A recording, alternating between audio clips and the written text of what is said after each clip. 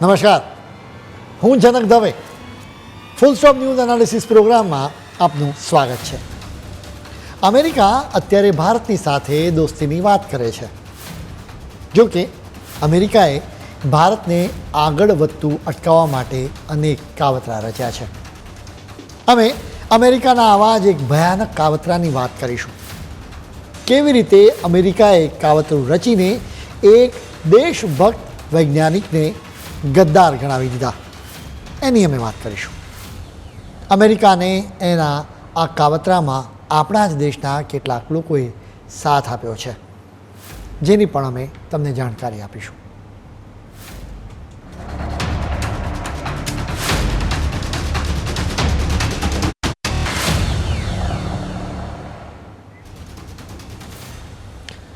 ટેકનોલોજીની દુનિયામાં rocket science સૌથી જટિલ ગણાય છે. જો કે આ રોકેટ સાયન્સ માટેની ટેકનોલોજીનું આંતરરાષ્ટ્રીય રાજકારણ પણ અત્યંત જટિલ છે. આ રાજકારણમાં કાવા દાવા, હત્યાઓ અને ધાક ધમકી સહિત અનેક લેયર્સ હોય છે. આજે અમે અમેરિકાના એક ભયાનક કાવતરાની વાત કરીશું, જેના કારણે એક દેશભક્ત વૈજ્ઞાનિકને ગદ્દારનું લેબલ આપી દેવાયું. આ મામલો ભારતના સ્પેસ સાયન્ટિસ્ટ નમ્બી નારાયણનો છે. તેમની વિરુદ્ધ જાસૂસીનો ખોટો કેસ ચલાવવામાં આવ્યો હતો. હવે આ કેસમાં સીબીઆઈએ 2 ભૂતપૂર્વ ડીજીપી વિરુદ્ધ ચાર્જશીટ ફાઇલ કરી છે, જેમાં કેરળના ભૂતપૂર્વ ડીજીપી એસ મેથ્યુઝ અને ગુજરાતના આરબી શ્રીકુમાર સામેલ છે. સુપ્રીમ કોર્ટના આદેશ બાદ 2021માં આ બંને વિરુદ્ધ કેસ દાખલ કરવામાં આવ્યો હતો, જેના 3 વર્ષ બાદ તેમની વિરુદ્ધ ચાર્જશીટ દાખલ કરવામાં આવી છે. સીબીઆઈએ તેમની વિરુદ્ધ આપરાધિક કાવતરું, ખોટી કબૂલાત કરવા માટે ઈજા પહોંચાડવાનો, ખોટા ડોક્યુમેન્ટ્સ બનાવવાનો અને ખોટા પુરાવા ઊભા કરવાનો આરોપ મૂક્યો છે. આ આખા કાવતરામાં માત્ર 2 પોલીસ અધિકારીઓ સામેલ નહોતા. બદલે અમેરિકાની ઇન્ટેલિજન્સ એજન્સી CIA અને કેરળમાં એ સમયની કોંગ્રેસની આગેવાની હેઠળની ગઠબંધન સરકારના કેટલાક મંત્રીઓ પણ સામેલ હોવાનો આરોપ છે. આખો મામલો રોકેટ સાયન્સ જેટલો જટિલ છે. અમે તમને સરળ રીતે સમગ્ર કેસ વિશે જણાવીશું. જો કે આ કેસને સમજવા માટે આપણે ઈસરો અને એના સ્પેસ પ્રોગ્રામ વિશે થોડો ખ્યાલ મેળવવો જોઈએ. એટલે સૌથી પહેલાં અમે તમને બેકગ્રાઉન્ડની વિગતો આપીશું. ઈસરો આજે આકાશને આંબી રહ્યું છે. એક પછી એક મિશન સફળતાપૂર્વક પાર પાડીને આખી દુનિયાને ચોંકાવી રહ્યું છે. ખરેખર ભારતે ખૂબ પ્રગતિ કરી છે. જો કે આજથી 40થી 50 વર્ષ પહેલાં આવી સ્થિતિ નહોતી. સ્પેસ ટેકનોલોજીમાં એ સમયે આપણે ખરેખર પાછળ હતા. એ સમયે આપણે અમેરિકા, ફ્રાન્સ, જર્મની અને રશિયા જેવા દેશો પર આધાર રાખતા હતા. આ સ્પેસ ટેકનોલોજીને સંબંધિત વસ્તુઓ ખૂબ જ ખર્ચાળ હતી. આપણે રૂપિયા ચૂકવવા તૈયાર થતા હતા, તો પણ આ દેશો ટેકનોલોજી આપવામાં નખરા કરતા હતા. આજે ભારતની સાથે હાથ મિલાવવા માટે આતુર રહેતા અમેરિકા અને રશિયા બંને એ સમયે દાદાગીરી જ કરતા હતા. ફ્રાન્સ અને જર્મનીનો પણ એવો જ વ્યવહાર હતો. આવી સ્થિતિ જોઈને ભારતના એક વૈજ્ઞાનિકે નક્કી કર્યું કે આ દેશોની દાદાગીરી બહુ થઈ. હવે અમેરિકાને જવાબ આપવો જ પડશે. આ વિજ્ઞાનીએ ભારત માટે એક ખાસ પ્રકારનો સ્પેસ પ્રોગ્રામ તૈયાર કરવાનો વિચાર કર્યો. તેઓ રોકેટ માટેની એક નવી સ્વદેશી ટેકનોલોજી પર કામ કરી રહ્યા હતા. આ પ્રોજેક્ટના ડિરેક્ટર નમ્બી નારાયણન હતા. તેઓ કેરળના છે. નમ્બી નારાયણન વાસ્તવમાં રોકેટ માટેના ક્રાયોજેનિક એન્જિન પર કામ કરી રહ્યા હતા. આપણે રોકેટ સાયન્સની ટેકનોલોજીની કડાકૂટમાં પડવું નથી. સરળ શબ્દોમાં સમજીએ તો રોકેટને અવકાશ સુધી લઈ જવા માટે આ એન્જિનની જરૂર હોય છે. આ એન્જિન અને એની ટેકનોલોજી માટે આપણે ઘણા ખરા અંશે દારોમદાર અમેરિકા પર રાખવો પડતો હતો. અમેરિકા સિવાય ફ્રાન્સ પણ આપણને આ ટેકનોલોજી આપતું હતું.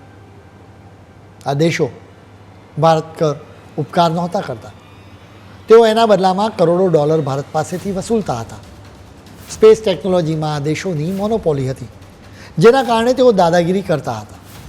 એ સમયે ભારત અને રશિયા વચ્ચે મિત્રતા હતી. એટલે ભારતે રશિયાને રિક્વેસ્ટ કરી. જો કે અમેરિકા અને ફ્રાન્સ ભારતની સાથે ડીલ ન કરવા માટે રશિયા પર પ્રેશર કરવા લાગ્યા હતા. એટલે તમે સમજી શકો છો કે અમેરિકા ભારતની પાસેથી સ્પેસ ટેકનોલોજી માટે કરોડો ડોલર વસૂલવા માટે કોઈ પણ હદે જવા તૈયાર હતું. આખરે અમેરિકાએ કેવું ભયાનક કાવતરું રચ્યું હતું એની આજે અમે વાત કરીશું. તમને સ્વાભાવિક રીતે સવાલ થાય કે અત્યારે અમેરિકા અને રશિયા એકબીજાના કટ્ટર દુશ્મન છે, ત્યારે રશિયા શા માટે અમેરિકાની વાત માને? આજથી 40 વર્ષ પહેલાં આ બંને દેશો વચ્ચે આટલી દુશ્મનાવટ નહોતી. એટલે જ અમેરિકાએ રશિયા પર પ્રેશર કર્યું. રશિયા માટે મુશ્કેલ સ્થિતિ સર્જાઈ, કેમ કે ભારતની સાથે પણ તેની ફ્રેન્ડશીપ હતી. એટલે રશિયાએ મધ્યમ રસ્તો શોધ્યો. રશિયા આપણને ક્રાયોજેનિક એન્જિન આપવા તૈયાર થઈ ગયું. લગભગ ડીલ ફાઇનલ થવાની હતી. અમેરિકા અકળાઈ ન જાય એટલા માટે રશિયાએ ભારતને કહ્યું કે અમે એન્જિન માટેની ટેકનોલોજી ટ્રાન્સફર નહીં કરીએ, એની કોઈ ફોર્મ્યુલા પણ નહીં આપીએ. ભારતને સ્પેસ ટેકનોલોજી માટે આ એન્જિનની જરૂર હતી. એટલે ભારતની મજબૂરીનો રશિયાએ પણ લાભ લીધો. એણે પણ મોટી કિંમત માગી. એના માટે બીડ લાગી. રશિયા પાસેથી આ એન્જિન મેળવવા માટે જાહેર ક્ષેત્રની અલગ અલગ કંપનીઓએ બીડ લગાવી હતી. ભારતે જાહેર ક્ષેત્રની કંપની કેરળ હાઈટેક ઇન્ડસ્ટ્રીઝના નામે આ એન્જિન રશિયા પાસેથી મંગાવવા માટે ડીલ કરી. જો કે અમેરિકાએ આ ડીલને રદ કરાવવા માટે ધમકી આપવા સહિત તમામ હથિયાર અજમાવ્યા. આખરે અમેરિકાના દબાણને વશ થઈને રશિયાએ આ ડીલ કેન્સલ કરવી પડી. અમેરિકાને લાગ્યું હતું કે ભારતનો સ્પેસ પ્રોગ્રામ હવે ઠપ થઈ જશે, કેમ કે રશિયા સાથેની ડીલ કેન્સલ થયા બાદ અમેરિકાની દાદાગીરી વધી ગઈ. એવા સમયે નમ્બી નારાયણને અમેરિકાને જવાબ આપવાનું નક્કી કર્યું. તેઓ ભારતમાં જ આ ટેકનોલોજી તૈયાર કરવા માટે કામ કરવા લાગ્યા. તેમણે દાવો કર્યો હતો કે તેઓ ટૂંક સમયમાં જ સ્વદેશી એન્જિન બનાવી દેશે, જેના દ્વારા ભારત રોકેટને સ્પેસમાં મોકલાવી શકશે. તેમણે દિવસ રાત આ મિશન માટે કામ કર્યું. સફળતાની બિલકુલ નજીક જ હતા. આ વાતની જાણ થતાં જ અમેરિકા અને ફ્રાન્સ ચોંકી ગયા. આ સાથે જ એક ભયાનક કાવતરાની શરૂઆત થાય છે. ઓક્ટોબર 1994ની વાત છે. એ સમયે કેરળમાં કોંગ્રેસની આગેવાનીમાં યુનાઇટેડ ડેમોક્રેટિક ફ્રન્ટની સરકાર હતી. કેરળ પોલીસે માલદીવ્સની મહિલાની ધરપકડ કરી હતી. આ મહિલાનું નામ મરિયમ રાશિદા હતું. તિરુવનંતપુરમમાંથી તેની ધરપકડ કરવામાં આવી હતી. મરિયમની વિરુદ્ધ તપાસ કરવામાં આવી. કલાકો સુધી પૂછપરછ પણ થઈ. એ પછી કેરળ પોલીસની એસઆઈટીએ ઘટસ્ફોટ કર્યો. એસઆઈટીએ દાવો કર્યો કે મરિયમ રાશિદા એક આંતરરાષ્ટ્રીય કાવતરાનો ભાગ છે. આ કાવતરામાં ઈસરોના કેટલાક વૈજ્ઞાનિકો પણ સંડોવણી છે. એવો આરોપ મૂકવામાં આવ્યો કે રશિદાની મદદથી આ વૈજ્ઞાનિકો રોકેટ માટેના એન્જિનની સ્વદેશી ફોર્મ્યુલાને બીજા દેશોને વેચી રહ્યા હતા. આ દેશોમાં આપણો દુશ્મન દેશ પાકિસ્તાન પણ સામેલ હતો. ઈસરોમાં સૌને આ વાતથી ખૂબ જ આંચકો લાગ્યો હતો, કેમ કે ખુદ નમ્બી ભારતને રોકેટ ટેકનોલોજીમાં આત્મનિર્ભર બનાવવા માટે ખૂબ મહેનત કરી રહ્યા હતા. એ તેમનો પોતાનો જ આઈડિયા હતો. નમ્બી રોકેટ માટે એન્જિન બનાવવાની સાવ નજીક જ હતા ત્યારે જ આ ઘટનાક્રમ બન્યો હતો. રાશિદાની પૂછપરછના 20 દિવસ બાદ કેરળ પોલીસે નમ્બી નારાયણની ધરપકડ કરી. તેઓ એ પ્રોજેક્ટના ડિરેક્ટર હતા. તેમની સાથે બીજા 2 વૈજ્ઞાનિક શશી કુમારન અને કે ચંદ્રશેખરનની પણ ધરપકડ કરવામાં આવી હતી. આ ધરપકડ બાદ સ્થિતિ કેવી બદલાઈ એના વિશે અમે તમને જણાવીશું, પરંતુ અત્યારે સમય છે એક બ્રેકનો.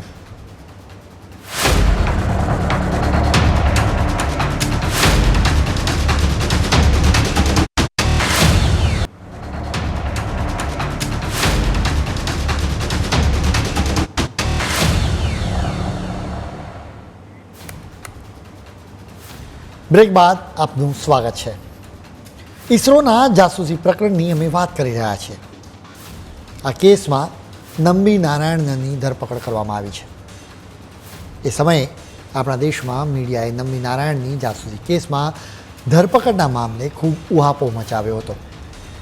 સતત મીડિયામાં બતાવાયું કે કેવી રીતે ઇસરોના વૈજ્ઞાનિકોએ દેશની સાથે ગદ્દારી કરી. ઇસરોના વૈજ્ઞાનિકોએ પાકિસ્તાનની સાથે હાથ મિલાવી દીધા, એમની ઉપર આરોપ મૂકવામાં આવ્યો હતો.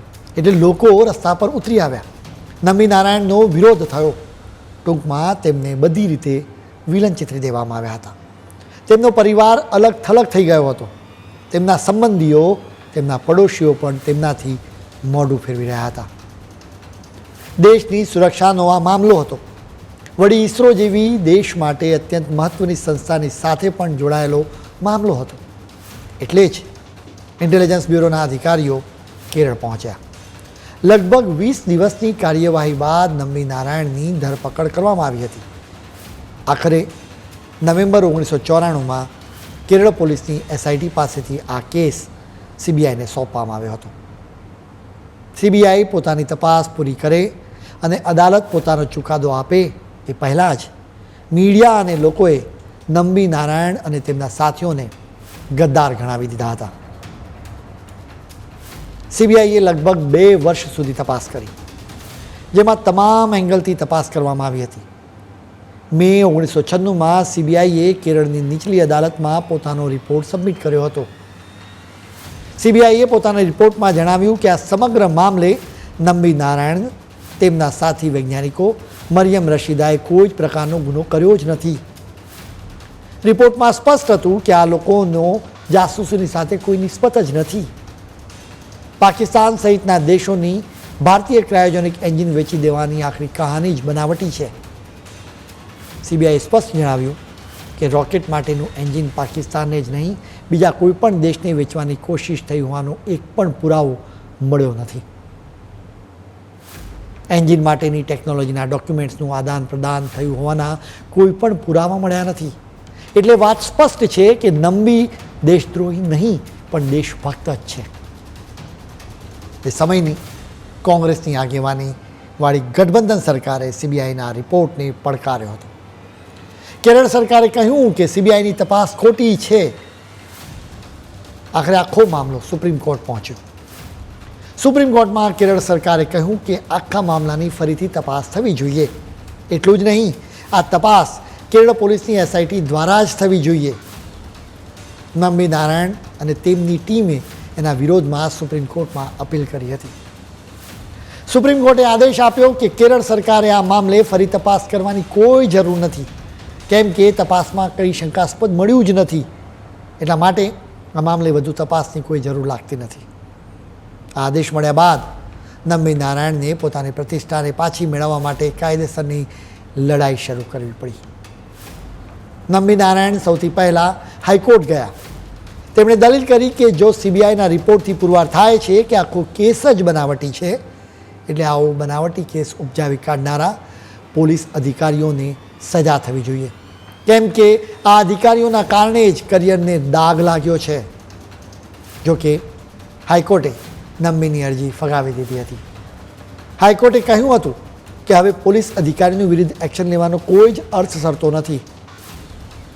એક તરફ કેરળ હાઈકોર્ટે વૈજ્ઞાનિકનું ગદ્દારીનું લેબલ આપનારા પોલીસ અધિકારીઓની વિરુદ્ધ એક્શન લેવાની ના પાડી, બીજી તરફ કેરળ સરકારે આવા પોલીસ અધિકારીઓને ઇનામ આપ્યું હતું. નમ્બીને ફસાવનારી એસઆઈટીના વડા એસ મેથ્યુઝને ડિરેક્ટર જનરલ ઓફ પોલીસ બનાવવામાં આવ્યા હતા. એ સિવાય આ કેસમાં તપાસ અધિકારી કે જોશુઆ અને એસ વિજયનંદને પણ પ્રમોશન મળ્યું હતું. આ 3 અધિકારીઓએ ખોટો કેસ ઊભો કર્યો હતો. સીબીઆઈએ પોતાના રિપોર્ટમાં કેરળ પોલીસના 3 ટોચના અધિકારીઓના નામ લીધા છે. નમ્બી અને તેમના સાથી વૈજ્ઞાનિકોને ફસાવાના કાવતરામાં એ સમયની કેરળ સરકારના કેટલાક મંત્રીઓ પણ સામેલ હોવાનો આરોપ છે. હાઈકોર્ટે આવા લોકોની વિરુદ્ધ એક્શન લેવા માટે આદેશ આપવાની ના પાડતા નમ્બી સુપ્રીમ કોર્ટ ગયા. સુપ્રીમ કોર્ટમાં અરજી કરીને નંબીએ વળતર માટે અપીલ કરી, કેમ કે જાસૂસીના ખોટા આરોપોના કારણે તેમની નોકરી જતી રહી હતી અને તેમની કરિયર પર ફૂલ સ્ટોપ મુકાઈ ગયું હતું. 2001માં રાષ્ટ્રીય માનવ અધિકાર પંચે નંબીને વળતર આપવા માટે કેરળ સરકારને આદેશ આપ્યો હતો. જો કે કેરળ સરકારે વળતર ન આપ્યું. દરમિયાનમાં વર્ષો પસાર થઈ ગયા. નંબી નારાયણની 1994માં ધરપકડ થઈ. 1996માં તેઓ મુક્ત કરાયા.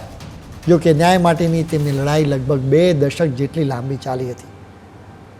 તેઓ સુપ્રીમ કોર્ટમાં સતત લડતા રહ્યા કે તેમની સાથે અન્યાય થયો છે, તેમની પ્રતિષ્ઠા પાછી આપવામાં આવે. આખરે એપ્રિલ 2017માં નંબી નારાયણની અરજી પર સુપ્રીમ કોર્ટે સુનાવણી શરૂ કરી હતી.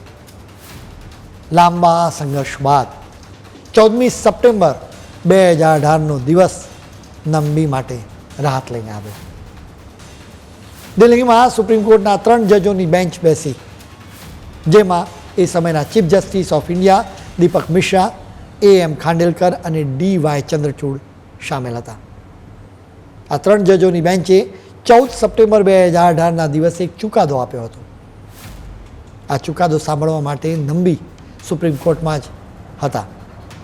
અદાલતે જણાવ્યું કે નંબી નારાયણની સાથે જે કંઈ પણ થયું છે કમનસીબી હતી.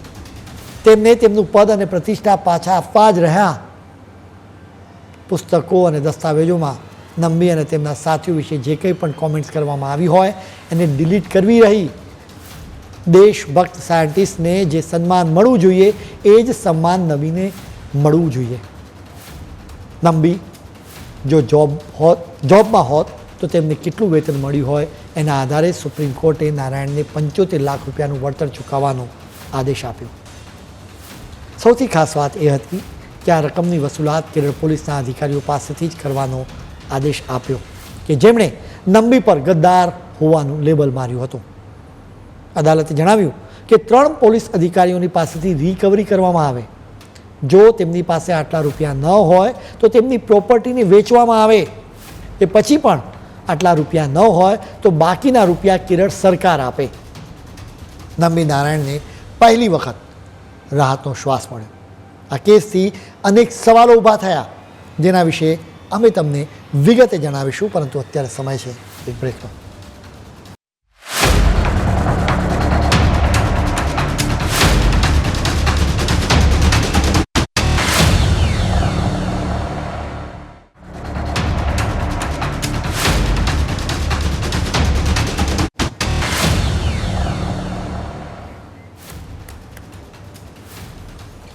બ્રેક બાદ આપનું ફરી સ્વાગત છે.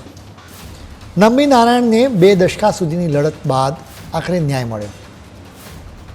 નંબી નારાયણને ફસાવનારા પોલીસ અધિકારીઓએ દંડની રકમ ભરવી પડી. સવાલ એ છે કે આખું કાવતરું કેવી રીતે ઘડાયું? અમેરિકાને ડર હતો કે નંબી નારાયણ જે ફોર્મ્યુલા પર કામ કરી રહ્યા છે એના લીધે તેમણે સ્વદેશી ક્રાયોજેનિક એન્જિન બનાવ્યું હોત. આવું થાત તો અમેરિકાને કરોડો ડોલરનું નુકસાન થાય, કેમ કે સ્પેસ પ્રોગ્રામ માટે જરૂરી રોકેટ ટેકનોલોજી માટે ભારતે અઢળક રૂપિયા ચૂકવવા પડતા હતા. એટલે અમેરિકાએ નંબીના પ્રોજેક્ટને ફેલ કરવા માટે ખાસ કાવતરું રચ્યું, જેમાં CIA ભૂમિકા ભજવી હતી. કેટલાક રિપોર્ટ્સમાં દાવો કરાયો છે કે અમેરિકાની CIA જ આ આખું કાવતરું રચ્યું હતું. ખુદ નંબીએ પણ આ જ વાત અનેક ઇન્ટરવ્યૂઝમાં કહી છે. તેમણે જણાવ્યું હતું કે CIA એ સમયે કેરળમાં કોંગ્રેસની આગેવાનીવાળી ગઠબંધન સરકારના મંત્રીઓનો સંપર્ક કર્યો. આ એક ગંભીર આરોપ છે, જેની ખરા અર્થમાં તપાસ થઈ નથી. નંબીએ તેમની આત્મકથા ઓર્બિટ ઓફ મેમરીઝમાં લખ્યું છે, જેમાં વિગતે સમગ્ર કેસ વિશે જણાવવામાં આવ્યું છે. એ ઉપરાંત અનેક મીડિયા રિપોર્ટ્સમાં CIAની ભૂમિકા તરફ ઇશારો કરવામાં આવ્યો છે. પઝલના ટુકડા જેવી જુદી જુદી જાણકારીને એકસાથે એકઠી કરતા કાવતરાનો ખ્યાલ આવે છે. એ મુજબ CIAના એજન્ટ્સ અને કેરળના નેતાઓની એક મિટિંગ મળી હતી. મિટિંગમાં વિચાર કરાયો કે આખરે નંબીને કેવી રીતે રોકવા. CIAના એજન્ટ્સે સજેશન આપ્યું કે નંબીને બદનામ કરી દેવા જોઈએ, જેના કારણે જ કેરળ પોલીસે આખી કહાની રચી હતી. કાવતરાના આરોપોમાં સચ્ચાઈ જણાય છે, કેમ કે સુપ્રીમ કોર્ટે નંબી નારાયણને ક્લીન ચીટ આપી. એટલું જ નહીં, એક રીતે કહી દીધું કે નમ્બીની વિરુદ્ધ કાવતરું રચાયું છે. એ પછી પણ કેરળ સરકારે નમ્બીને ફસાવનારા પોલીસ અધિકારીઓની વિરુદ્ધ એક્શન ન જ લીધા. સુપ્રીમ કોર્ટે નમ્બીને 75 લાખ રૂપિયાનું વળતર ચૂકવવાનો આદેશ આપ્યો. વાસ્તવમાં નમ્બી વિરુદ્ધના આ કાવતરાના કારણે ભારતને રોકેટ એન્જિન તૈયાર કરતાં વધુ 15 વર્ષ લાગ્યા. આટલા વર્ષો સુધી આપણે બીજા દેશોની ટેકનોલોજી અને એન્જિન પર આધાર રાખવો પડ્યો, જેના કારણે કરોડ ડોલર્સ ચૂકવવા પડ્યા. સવાલ એ છે કે કેરળ પોલીસના અધિકારીઓ પાસેથી તો દંડની રકમ વસૂલાઈ, પરંતુ તેમને આદેશ આપનારાઓનું શું? તેમની વિરુદ્ધ પણ એક્શન લેવાવી જોઈએ. તેમની પાસેથી પણ વસૂલાત થવી જોઈએ. સ્પેસના ક્ષેત્રમાં દેશને શાનદાર સફળતા અપાવવા માટે ભરપૂર પ્રયાસ કરતા વૈજ્ઞાનિકને ભૂતકાળમાં ગદ્દાર ગણાવાયા હતા. જો કે આખરે 2019માં તેમને પદ્મભૂષણથી સન્માન કરવામાં આવ્યું. પ્રતિષ્ઠા પાછી મેળવવા માટેની લડાઈમાં તેમને આખરે સફળતા મળી હતી. નમ્બીએ તેમની આત્મકથામાં વિક્રમ સારાભાઈના મૃત્યુને લઈને પણ સવાલો ઉઠાવ્યા છે. તેમણે આંતરરાષ્ટ્રીય કાવતરાની પણ શક્યતા વ્યક્ત કરી હતી. તેમણે લખ્યું હતું કે આટલા પ્રતિભાશાળી વૈજ્ઞાનિકનું આટલું અકુદરતી મોત ન હોઈ શકે.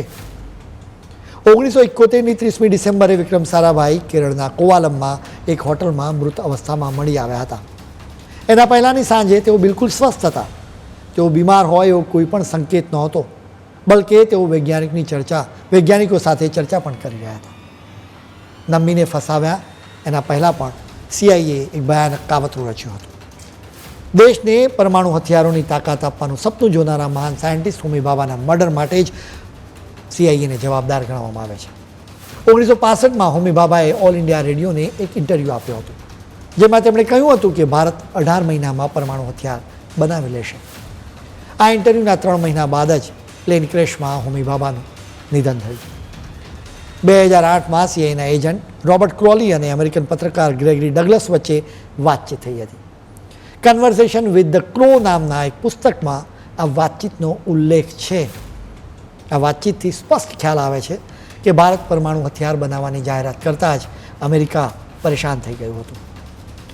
કન્વર્સેશન વિથ ધ ક્રોમાં CIAના એજન્ટ રોબર્ટ ક્રોલીએ અમેરિકન પત્રકાર ગ્રેગરી ડગલસને એમ પણ કહ્યું હતું કે મારો વિશ્વાસ કરો, હોમી ભાભા ડેન્જરસ હતા. તેમનો કમનસીબે અકસ્માત થયો હતો. તેઓ અમેરિકા માટે વધારે સમસ્યા ઊભી કરવા માટે વિયેના જઈ રહ્યા હતા.